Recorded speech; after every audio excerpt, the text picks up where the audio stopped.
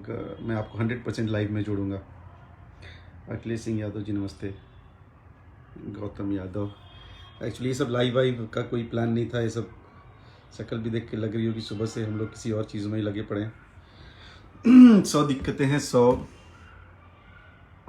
फिर तो rising Bhojpuri agreement का क्या इशू है, कुछ क्लियर कीजिए इसके बारे में। इसका कोई इशू नहीं है दोस्त, कुछ पर्सनल ग्रजेज हैं, तो पर्सनल चल रहा है।